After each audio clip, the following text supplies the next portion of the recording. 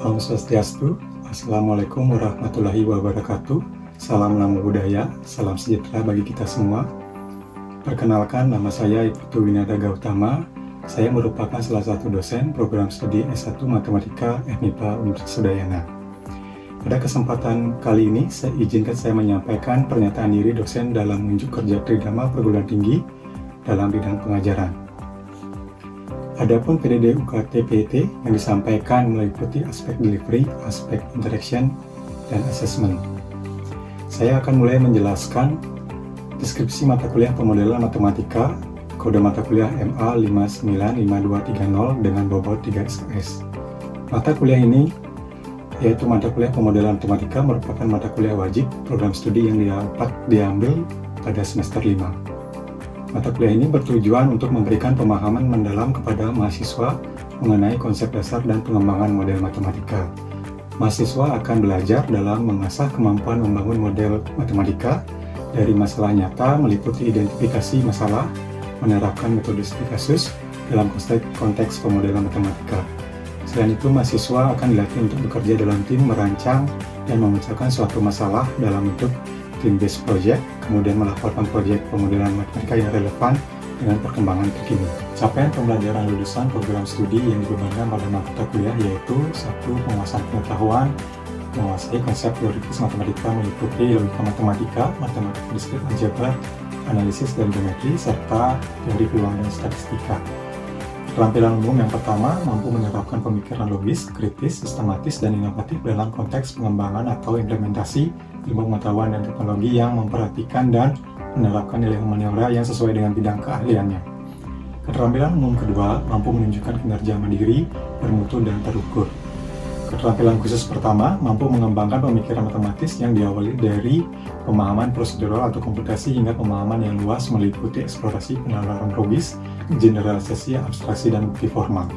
Keterampilan khusus yang kedua adalah mampu mengamati, mengenali, merumuskan, dan memecahkan masalah melalui pendekatan matematis dengan atau tanpa perangkat lunak. Kemudian ada pun sikap, yaitu menunjukkan sikap bertanggung jawab atas pekerjaan di bidang keahlian secara mandiri. CPL program studi kemudian diturunkan ke dalam 4 CPMK, yaitu CPMK pertama, mahasiswa mampu menjelaskan konsep dasar, pengertian model matematika, cara membangun model matematika yang sederhana dari masalah nyata. Kemudian CPMK kedua, mahasiswa diharapkan mampu memahami konsep dan pengembangan model matematika, serta menerapkan case method dari perspektif pemodelan matematika. CPMK yang ketiga, mahasiswa diharapkan mampu merancang rencana pemodelan pada kasus yang dipilih dan dikerjakan dalam kelompok dengan efektif, yaitu melalui team-based project.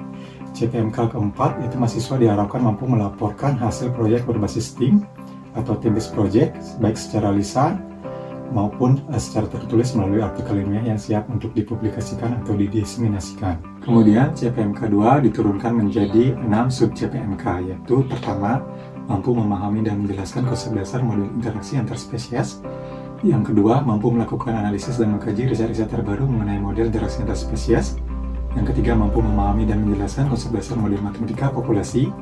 Yang keempat, mampu melakukan analisis dan mengkaji riset-riset terbaru mengenai model dinamika populasi. Yang kelima, mampu memahami dan menjelaskan konsep dasar model penyebaran penyakit. Yang terakhir adalah mampu melakukan analisis dan mengkaji riset-riset terbaru mengenai model penyebaran penyakit. CPMK 3 kemudian diturunkan menjadi 4 sub CPMK. Yang pertama, mampu merancang proyek pemodelan dalam kelompok yang berkaitan dengan perkembangan dan paradigma terkini tentang pemodelan matematika. Yang kedua, mampu mengkomunikasikan rancangan pemodelan dalam proyek kelompok, team-based project, dan mempresentasikan secara lisan. Yang ketiga, mampu melakukan analisis terhadap rancangan proyek penelitian. Yang keempat, mampu menyusun program komputasi dan simulasi untuk rancangan model matematika, serta menginterpretasikan hasilnya. Yang terakhir, CPMK 4 diturunkan menjadi 2 sub CPMK. Yang pertama, mampu menyusun laporan hasil proyek berbasis tim dalam bentuk karya tulis ilmiah. Yang kedua, mampu menyampaikan laporan hasil proyek berbasis tim secara lisan melalui presentasi. Adapun sistem pembelajaran yang digunakan. Yang pertama, sinkronus, pertemuan tatap muka dan daring menggunakan platform Webex Meeting. Yang kedua, sinkronus melalui Online Academic Service for Learning atau OASE. Metode pembelajaran yang digunakan, yang pertama, metode ceramah dan tanya jawab. Yang kedua, pembelajaran berbasis kasus, case-based learning. Yang ketiga adalah pembelajaran berbasis team-based learning. Kemudian materi pembelajaran yang saya berikan dalam 16 kali pertemuan meliputi 1. konsep dasar, pengertian model matematika dan contoh model matematika sederhana. Yang kedua, penyerapan case method dalam pemodelan matematika. Yang ketiga, pengembangan model matematika.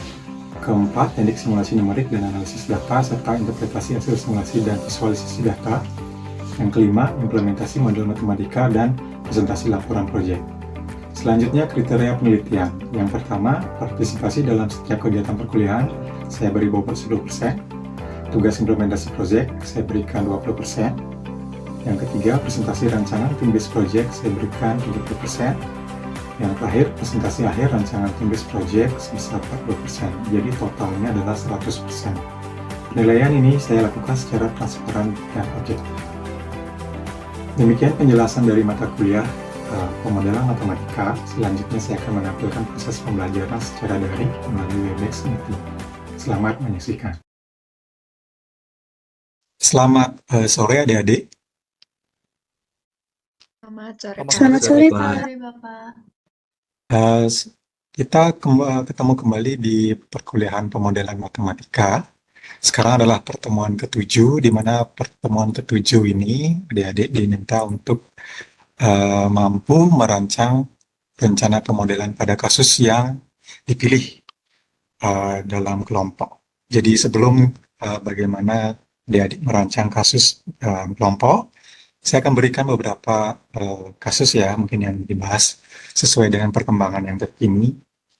Ini kebetulan kasus ini adalah penelitian saya dan dosen yang lain yang di Matematika Udayana.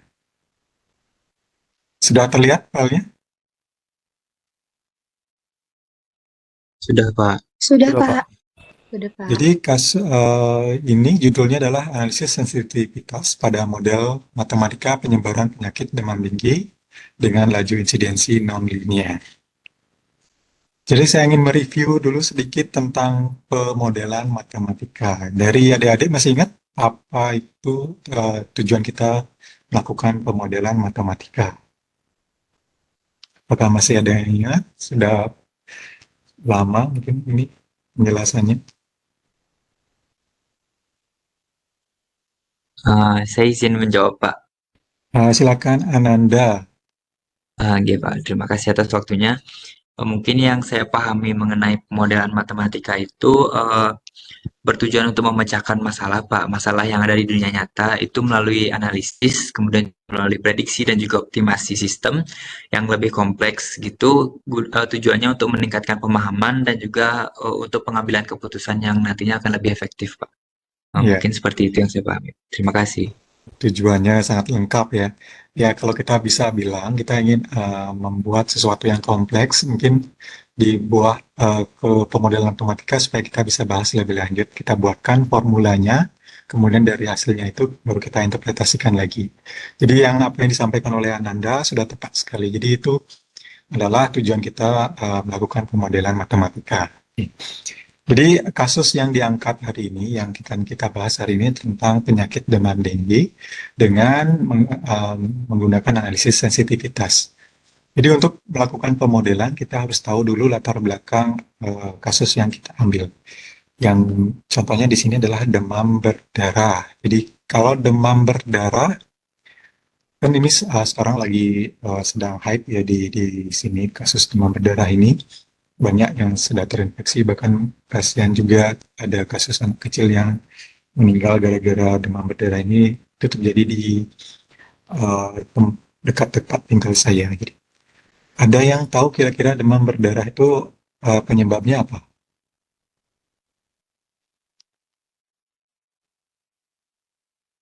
Jadi penyakit ini sudah mewabah. Bapak. Sepengetahuan saya, demam berdarah itu disebabkan oleh nyamuk yang membawa virus dengue. Umumnya itu adalah nyamuk Aedes aegypti. Itu saja. Ya, jadi vektornya, jadi yang kita sebut sebagai pembawa itu adalah vektornya adalah nyamuk Aedes aegypti. Nah, kalau adik-adik sudah tahu sekarang, jadi kalau untuk pemodelan demam berdarah, berarti kan kita ada ada pengaruh dari vektor kan. Vektor itu yang tadi Liana sebutkan adalah nyamuk Aedes aegypti. Jadi dalam pemodelan matematika demam berdarah tinggi, kita ada dua yang akan berperan di sana. Satunya adalah populasi manusia, yang satunya lagi adalah populasi nyamuk. Biasanya kadang-kadang dalam suatu pemodelan populasi nyamuknya bisa diabaikan, jadi kita mendapatkan model yang sederhana. Tapi kalau mau lebih kompleks untuk melihat yang seperti nyatanya, bagaimana kondisi aslinya, maka nyamuk pun masuk ke dalam kompartemen. Bahkan di penelitian-penelitian yang terbaru, yang lebih baru lagi, itu telur-telur nyamuknya juga dimasukkan di sana, ke dalam pemodelan. Berarti dari telur nyamuk, kemudian telur nyamuk itu berkembang menjadi anak nyamuk, dari telur, kemudian jadi anak nyamuk, dari anak nyamuk itu baru jadi nyamuk dewasa. Biasanya yang mengantarkan itu adalah nyamuk betinanya. Kalau yang nyamuk jantan tidak. Jadi yang nyamuk betina itu kan menggigit yang terinfeksi, manusia terinfeksi maksudnya, maka si nyamuk di dalam tubuhnya itu ada virus dengue-nya. Kemudian menunggu beberapa saat dari nyamuk itu siap menularkan ke manusia yang rentan. Setelah manusia yang rentan digigit nyamuk, itu karena awal-awal mulanya belum terlalu muncul gejala-gejala.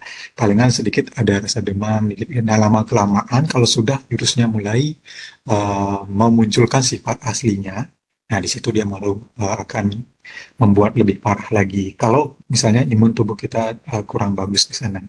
Jadi penting buat kita untuk menjaga imun, walaupun gigit nyamuk, tapi kalau sudah imunnya bagus itu mungkin akan efeknya tidak terlalu parah. Nah, di situ mungkin, nah dari penjelasan yang tadi itu sebenarnya bisa kita kira-kirakan bentuk modelnya seperti apa. Nah, sebagai data saja, ini banyak negara-negara di dunia itu yang hampir apa namanya mewabah demam berdarah. Kalau dibandingkan dengan COVID, demam berdarah ini yang sangat parah sekali. Karena kematiannya itu, tingkat kematian itu lebih tinggi daripada COVID. Kalau masalah penularan, COVID-19 itu yang penularannya lebih cepat. Karena melalui pernapasan, di udara, droplet yang jatuh, itu lebih cepat. Kalau yang demam berdarah kan cuma perantaran nyamuk. Jadi jangan percaya kalau ada orang bilang, kalau ketemu orang yang DB, itu bisa tertular. Yang bisa menularkan itu hanyalah si nyamuknya, kalau tergigit kita. Jadi kalau ketemu di lingkungan kalian ada yang terkena, ada yang kasus DB, dipastikan pasti akan ada program fogging di sana, artinya untuk mencegah nyamuk yang sudah tertular itu menggigit uh, apa namanya masyarakat yang tinggal di sana. Jadi seperti itu. Makanya kalau setiap mau ke rumah sakit ditanya tinggal di mana gitu, tinggal misalnya kita bilang tinggal di sekitaran yang ada demam berdarah, kemudian kita datang dengan keluhan panas, naik turun, nah sudah dicurigai adanya DB di sana karena kita tinggalnya di daerah yang ada kasus DB-nya. Biasanya gitu. Oke. Nah, kemudian kita lanjut ke model yang dibentuk. Perhatikan di sini, ini adalah diagram transfernya. Nah, dari diagram transfer ini tadi kan sudah kita bahas ada populasi manusia, ada juga populasi nyamuk. Yang manusianya ini kita bagi jadi 4 kelas. Ada SH, susceptible, itu yang rentan. Exposed human, ini adalah yang terpapar, artinya nyamuk sudah menggigit si manusia, cuma virusnya belum, masih dalam masa inkubasi. Kemudian kalau sudah melewati masa inkubasi, si manusia yang terpapar ini akan menjadi terinfeksi. Artinya kalau nyamuk menggigit manusia yang terinfeksi, maka si nyamuk ini akan membawa virus. Kalau nyamuk menggigit EH yang manusia yang rentan, berarti nyamuk ini belum bisa tertular virus. Jadi menunggu masa inkubasi dulu dari virusnya ini. Gitu. Nah, dari model ini, kalau pemodelan matematika itu akan diterjemahkan ke dalam persamaan diferensial. Kita dapatkan persamaan diferensialnya. Persamaan diferensial yang kita peroleh dari gambar ini, diperoleh dari alurnya. Ini kan ada SH manusia yang rentan. Kenapa kita bisa menggunakan DSH per DT? Kalau kita bahasakan ke dalam dunia bahasa sehari-hari, ini adalah perubahan manusia yang rentan terhadap waktu. Jadi bagaimana dalam populasi manusia rentan itu, apakah ada peningkatan jumlahnya, apakah ada penurunan? Itu bisa kita gunakan DSH per DT. Makanya di sini ada per DT. Kalau kalian ingat masih dengan rumus gradien, itu delta Y per delta T, delta Y perubahan Y terhadap perubahan X, kan gitu. Ini kalau kita bawa ke kasus nyata, itu perubahan yang manusia yang rentan terhadap waktu. Nah, bagaimana perubahan manusia yang rentan terhadap waktu? Ini bisa kita lihat dari diagramnya juga. Bagaimana penyusunan diagramnya ini berdasarkan fakta-fakta ya. Jadi tidak boleh sembarangan juga dalam menyusun yang ini. Jadi kalau kalian misalnya SH kemudian menuju ke IV, nah ini akan menyalahi fakta tentang kebenaran penyebaran penyakit demam berdarah. Itu jadi harus yang paling poin pentingnya adalah kalian harus tahu faktanya dulu bagaimana, baru bisa membuat modelnya. Seandainya modelnya terlalu kompleks, bisa tambahkan asumsi untuk penyederhanaan model. Baik, kita lihat dari DSH per DT. Ikan di sini. Saya akan ambil contoh dari DSH per DT saja, untuk sisanya juga mengikuti ya, sama saja caranya. Ini SH-nya akan bertambah karena ada penambahan dari mu H, kemudian berkurang karena digigit oleh nyamuk yang terinfeksi. IV ini adalah infected vector. Jadi vektor yang ini dimaksud adalah nyamuk demam berdarah, nyamuk Aedes aegypti yang betina. Kalau dia menggigit manusia yang rentan, berarti si manusia yang rentan ini akan masuk ke subpopulasi yang terpapar ini, yang terpapar. Makanya di sini min beta B, beta H, SA, bla bla bla, dia akan masuk ke sini. Kemudian kenapa terjadi pengurangan? Ini pengurangan berdasarkan tidak ada kejadian yang lain selain kematian yang alami. Jadi mu H, kematian alami, dia akan berkurang berdasarkan kematian alami manusia. Setelah diperoleh sistemnya, jadi kita bisa melakukan analisis, ada namanya analisis kesetimbangan, mencari titik kesetimbangan. Kemudian dari titik kesetimbangan itu bisa kita cari juga dengan melakukan analisis kestabilan dari titik kesetimbangan. Nah, yang kita bahas hari ini itu dengan metode yang lain. Namanya adalah analisis sensitivitas. Jadi apa itu analisis sensitivitas? Jadi analisis sensitivitas itu adalah memberikan gambaran parameter yang mana yang berpengaruh pada model yang dibentuk. Jadi ada namanya normalized sensitivity index dari variabel B, dari variabel V, terdiferensial parameter P, kita definisikan seperti ini. Ini definisinya oleh Chipnis dan kawan-kawan pada tahun 2008. Ini ada jurnalnya ya. Jadi kalau kalian ingin mendalami ini lagi, bisa ambil di jurnalnya. Apakah suara saya masih terdengar? Jelas, Siap. Pak. Masih Pak. Oke, terima kasih responnya. Kita lanjutkan. Jadi setelah ini kita akan coba di kasus kita ini. Ini adalah normalized sensitivity index.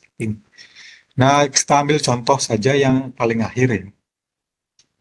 Ini eksistensi titik equilibrium, sudah pernah kita singgung sebelumnya di model predator prey species, sudah pernah kita singgung. Ini kita akan singgung tentang analisis sensitivitas. Saya akan ambil contoh yang terhadap indeks sensitivitas terhadap variabel IV. IV itu kan adalah didefinisikan tadi di atas itu infected vector, jadi nyamuk yang terinfeksi IV.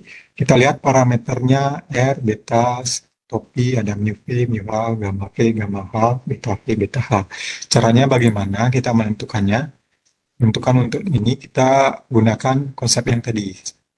Mungkin saya akan ambil contoh ini. IV terhadap parameter gamma V. Jadi turunan IV terhadap gamma V, kemudian dikali dengan gamma V dibagi dengan IV. Kita akan dapatkan bentuk seperti ini. Kemudian bagaimana langkah selanjutnya? Tinggal kita substitusikan parameter-parameter yang sesuai dengan penelitian. Jadi setelah disubstitusikan, beta H, beta V, kemudian ada nilai yang lainnya, ada nilai parameter alfa, beta, R. Nah, kita dapatkan perolehan yang di sini, yang terhadap IV. Saya tunjukkan yang ini saja. Yang tabel 5 ya. Ya, kita perhatikan yang tabel 5, yang paling positif itu adalah yang parameter beta topi kan. Jadi parameter beta topi ini memiliki pengaruh yang paling positif dengan jumlah nyamuk yang terinfeksi IP. Apa yang bisa kita interpretasikan dari sini? Jadi artinya semakin tinggi tingkat gigitan nyamuk rentan dan terinfeksi beta topi. Beta topi ini adalah tingkat gigitan nyamuk rentan dan terinfeksi. Maka peluang nyamuk menjadi nyamuk rentan menjadi nyamuk terinfeksi itu adalah semakin tinggi juga. Jadi kalau kita akan bandingkan dengan kasus dunia realnya seperti apa, ini menurut kalian masuk akal atau tidak? Jadi kalau tingkat gigitan nyamuknya semakin tinggi, maka nyamuk tersebut peluang terinfeksinya juga semakin tinggi. Masuk Setuju? akal, Bapak. Setuju. Ya, jadi masuk akal kan? Nah, jadi dalam suatu pemodelan, setelah kita mendapatkan hasil analisisnya, kita interpretasikan dulu balik lagi ke kasus aslinya. Apakah hasil yang kita dapatkan dari model itu masuk akal apa tidak? Nah, seperti itu. Jadi kemudian saya melakukan dan teman-teman juga melakukan simulasi numerik untuk melihat bagaimana efek perubahan terhadap parameter-parameter tertentu. Jadi ini bisa adik-adik perhatikan semua. Ini ada terhadap parameter μH, ini ada terhadap parameter μV, ada efek μV terhadap R0, ada plot R0 terhadap waktu, dan lain-lain. Jadi ini memberikan gambaran apa yang kita lakukan di atasnya yang analisis tersebut. Baik, secara garis besar seperti itu saja yang mungkin bisa saya sampaikan ini untuk memberikan inspirasi saja buat adik-adik untuk mengerjakan tugas berbasis kelompoknya dengan kelompoknya masing-masing. Nah, itu untuk materinya. Sekarang tentang proyek yang akan adik-adik kerjakan bersama timnya. Ini saya akan berikan gambaran singkatnya seperti ini. Ini adalah proyek merancang merancang pemodelan. Jadi berdasarkan studi kasus. Jadi pengerjaan ini bersama tim ya. Proyek berbasis tim namanya. Jadi apa yang perlu dijelaskan nanti di dalam proyek tersebut? Yang pertama, fakta-faktanya. Jadi nanti adik-adik harus berikan dulu fakta-faktanya. Kemudian dari faktanya itu berikan asumsinya mungkin untuk menyederhanakan modelnya. Setelah melakukan penyederhanaan model, dari fakta dan asumsi tersebut, baru kita bentuk diagram transfernya. Cek lagi diagram transfernya apakah sesuai dengan kasusnya. Kalau tidak sesuai, ya perlu kita rubah lagi. Jadi jangan seperti yang saya sampaikan, jangan nganggur. Jangan mencoba untuk membuat sembarangan. Karena ada aturannya. Kemudian setelah itu, adik-adik bisa lakukan analisis. Bisa analisis kestabilan, analisis sensitivitas, ada analisis bifurkasi, dan lain-lainnya masih banyak. Dan bagaimana kita mengetahui analisis yang lainnya, adik-adik bisa sharing-sharing nanti. Jadi setiap pertemuan kita akan lakukan per kelompok, nanti bisa langsung diskusikan dengan saya, bisa melalui tatap muka di kampus, bisa juga melalui platform Webex. Oke ya, nanti ini akan saya upload di Oase beserta bahasan materi hari ini. Itu saja yang bisa saya sampaikan. Mungkin dari adik-adik ada yang ingin ditanyakan. Saya persilakan waktunya. Masalah proyeknya boleh, masalah studi kasus atau masalah kasus-kasus model yang lain. Waktu saya persilakan jika ada pertanyaan. Mungkin saya izin bertanya, Bapak. Misalnya dalam proyek itu Silakan, misalnya dalam proyek itu mengambil kasus lain demam berdarah, seperti penyebaran rabies, untuk melihat nilai parameternya itu bagaimana ya Bapak? Apakah menentukan sendiri atau harus mengikuti jurnal sebelumnya atau bagaimana? Terima kasih. Ya, pertanyaan yang baik juga.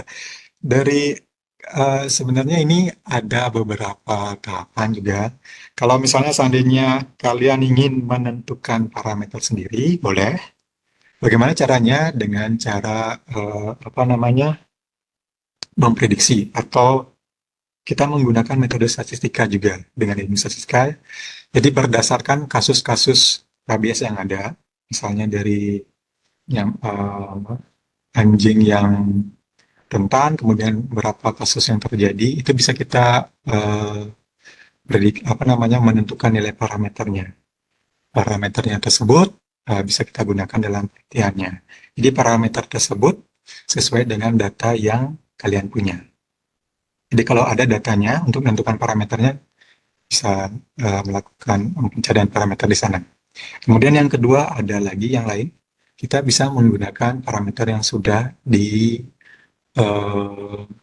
dikasihkan dengan tulisan orang lain di jurnal.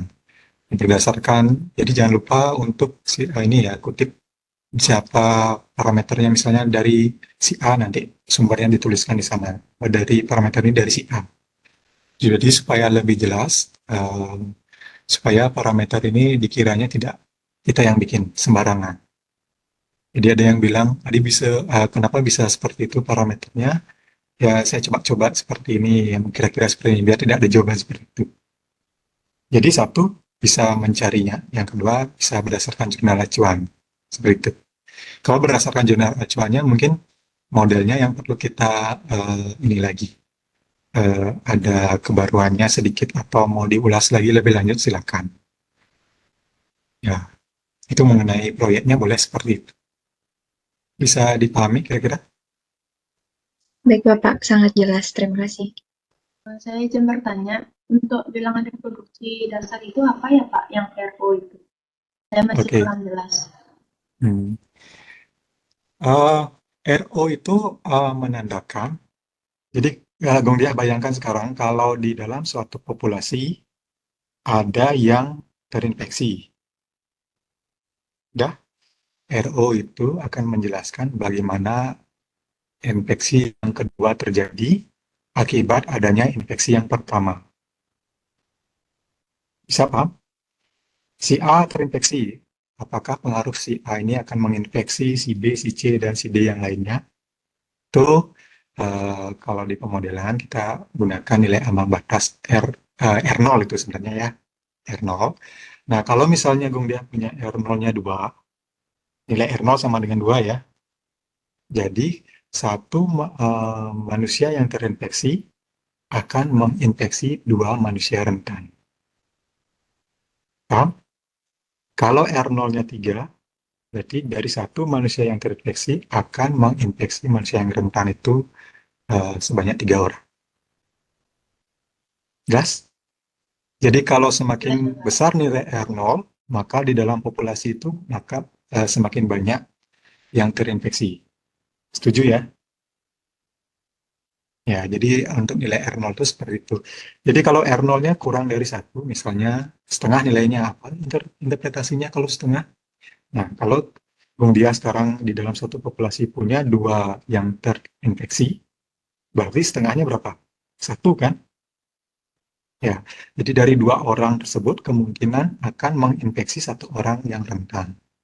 Jadi kalau R0-nya kecil dari 1, maka kemungkinan untuk waktu yang sangat lama yang terinfeksi itu akan berkurang. Paham ya? Ya, itu kira-kira gambaran R0-nya. Ya. Terima kasih banyak Bapak. Oke, sama-sama.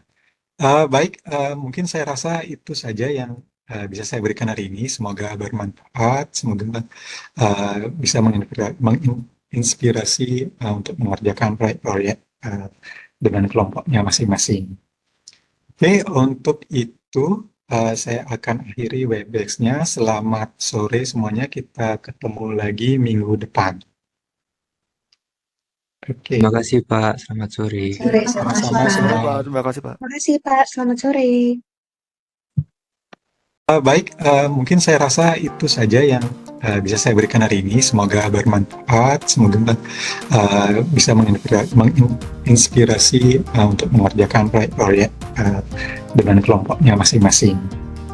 Oke, untuk itu saya akan akhiri Webex-nya. Selamat sore semuanya, kita ketemu lagi minggu depan.